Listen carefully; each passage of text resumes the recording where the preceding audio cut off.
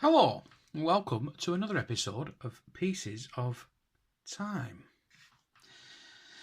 And I bring to you today a little vintage-esque. It's not vintage to me. 19 post 92 is not really vintage, let's be honest. But it's also a used watch. It's not a new watch, which is where my heart is really.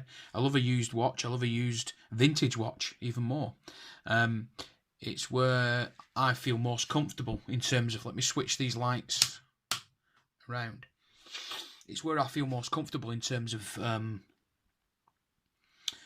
my ownership in a way. You know, I don't know what it is. I just love a used bargain. I love I used something in my heart draws me to something that has been looked after previously and cared for. It makes me want to care for it too. So what have I got for you? Well, I've got a Timex Indiglo. The Indiglo it's called so. It's called Indiglo because of the electro-luminescent back panel. So it's called Indiglo. Indiglo is a proprietary name, which is owned by Timex, but it's basically electro-luminescent panel in there, which causes it to glow the whole panel as opposed to having a little light in the corner, like what you used to get with Casios. Now, I think Timex were one of the first watch companies in 1992 to bring this to the table. I think Casio were a little bit later, possibly years later actually. I'm not entirely sure. This technology's been out for a long time before even Timex had it. I think I read somewhere once that one of the first commercial companies to use it in terms of technology, in-home technology, was the Technics brand, who did the record players and the tape players. The ones that the ones you CD, you stacked them up and you added bits to it. Or if you only wanted a record player and a set of tapes, a tape deck, you just bought the tape deck and record player. Well, I think they were the first ones to use it, and I think they had like orange EL displays on them. And EL displays were all the rage at one time. They were really good. Now, one of the drawbacks to an EL display, an electroluminescent display, or in the terms of Timex here have called it Indiglo, it's named after the word indigo, which is the colour, and it's a clever play on words. But the actual God, I've gone off on a tangent here, haven't I? Bloody hell! So the right tangent.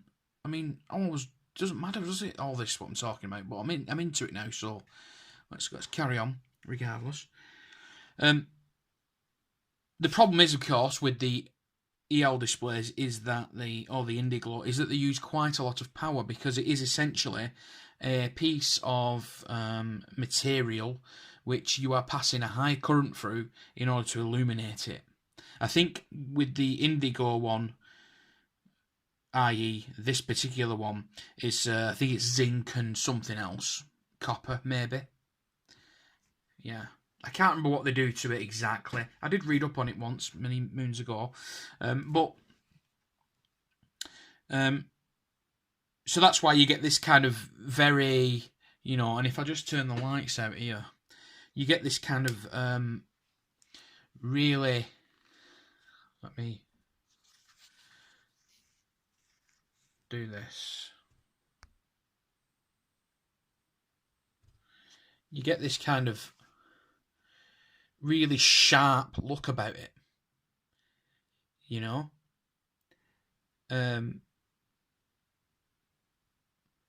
it doesn't falter, doesn't fade. You get a really sharp look, and also it's almost like, I remember when I was a kid looking at it going, why is it? How do they do? Wow, do they?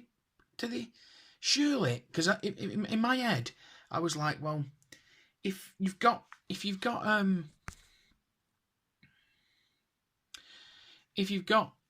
sort of like a light behind something, you can always see where the bulb is. How do they make it so that the bulb, you can't see the bulb? How do they make the panel just glow? You know? And that's what used to get me. Because like, even if you just put like a piece of glass, and then you've got the light at the side of the glass, and you can make the glass glow, you can always see where the bulb is. You've always got that kind of stronger bit of light somewhere, haven't you? And I could never get my head around that. So when I got old enough and we had the internet, the dawn of the internet, I said, well, I'm going to try and figure that out, see what that looks like. One of the other problems with the EL displays, I'll just quickly grab one of my work expedition, Timex Expedition watch, and show you this. But if you look, just under, this has got a nighttime mode on it, this one, it's pretty cool. If you look just under the TH, and where the 2 is, on the 29, on the 20, there's 2 21s, okay, the first 2 next to the little moon pattern here, there is a damaged area, and that's always been there. You know, this again was a second-hand watch as well, so it's not like it was brand new to me, but it's always been there. Why, I'm not entirely sure, but it's always been there. So that's an issue with the Indiglo. Yeah, just pop that back. Anyway, so there you go. Casio were behind on the Indiglo. They didn't actually get it into the watches for a while after Timex, I believe. Now, the reason that I just love this watch is this strap as well. Look how lovely that is. And it's also the reason I don't wear it, because it actually scrapes off pretty easily. You can see just here. Just there. You can see there's a chunk missing. And it just comes off super easy and scratches off. So there's another bit there. So I try not to wear it, which is, again, you know, I should probably just sell it to someone who wants to wear it. But just like the Casios of the day, you know, the Casios, the F91Ws, the A159s, things like that, very limited in function. So you have an alarm function there. Let's try and zoom in actually on this just a little bit. I can put it a bit lower. So you've got an alarm function, a chrono function, which is just start, stop, splits. Good thing about this is you can put lots of splits. Restart, stop, reset. Okay, and that's it. Yeah, it's got a very simple set button where you can set the time.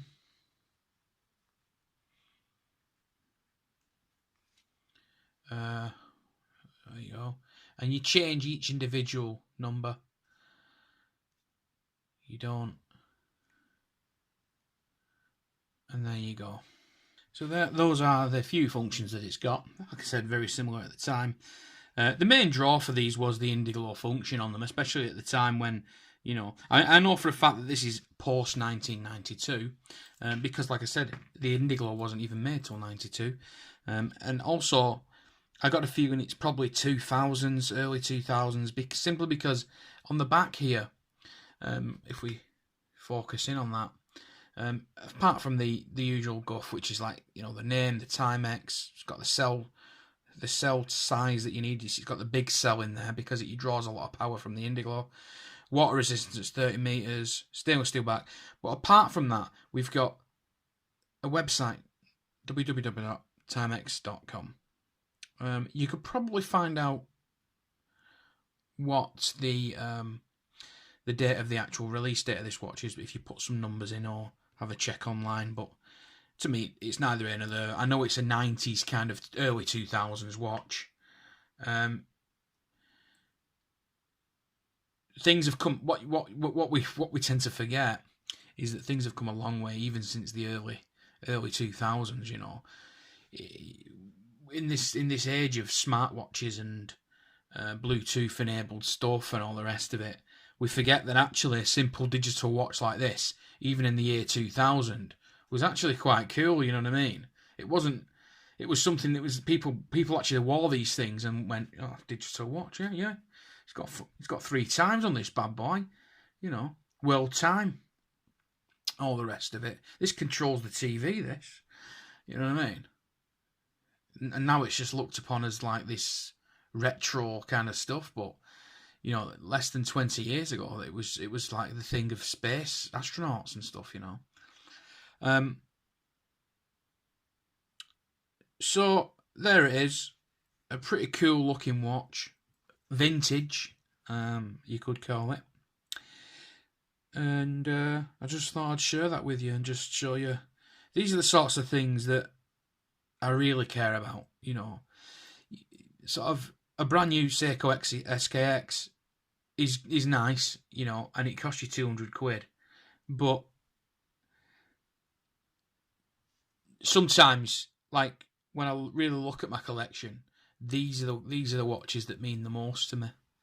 These are the ones that mean the most because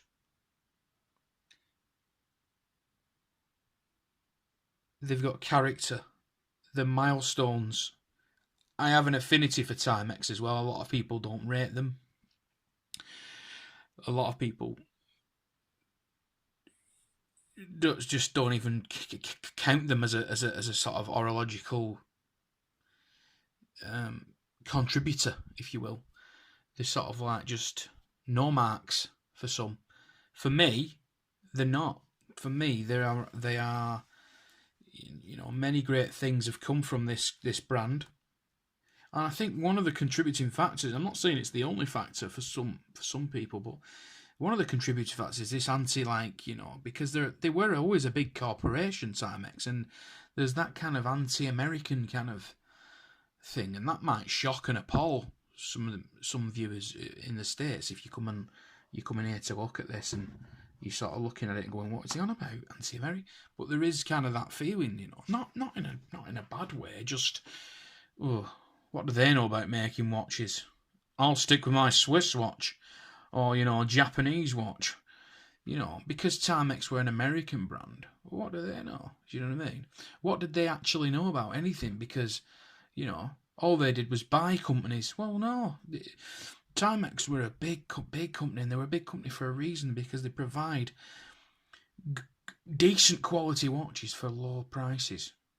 And surely anyone can agree with that mentality and that motto. You know, they are like modern classics. You know, and I'll if I see any more of these, I'll definitely pick them up. You know, I won't hesitate, and maybe one day I'll sell them for, you know, I mean, this was 11 quid, this thing,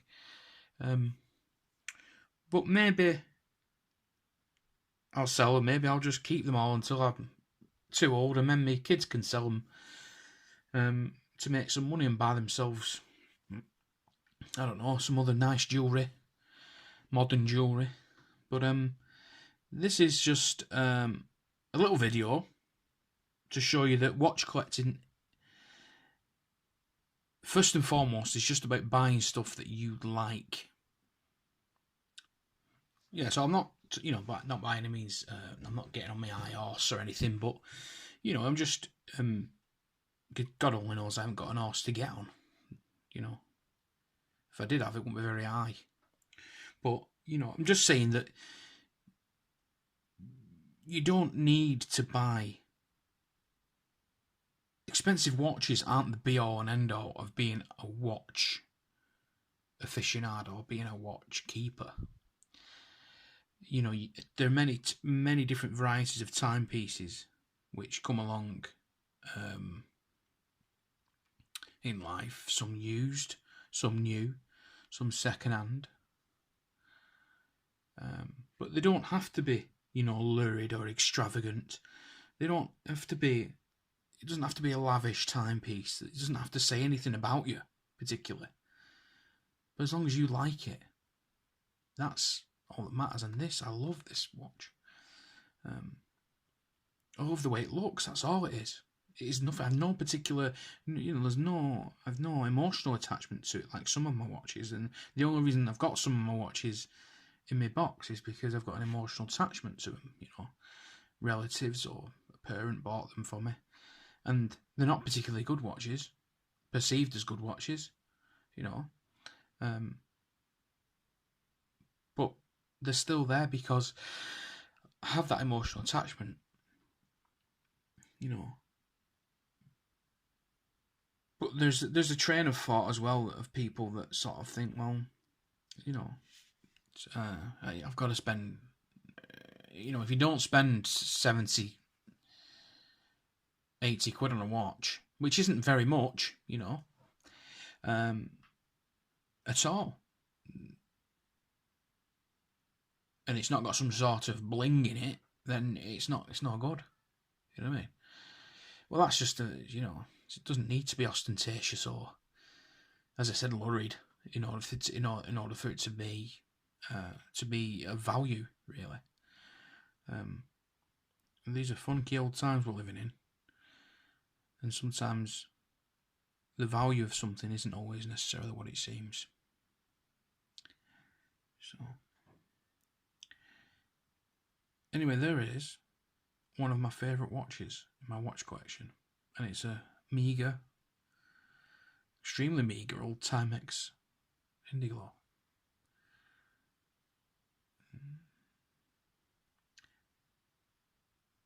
Please comment, tell me what you think, like the video if you liked it, and don't forget to subscribe. Thanks for watching, and please do come again.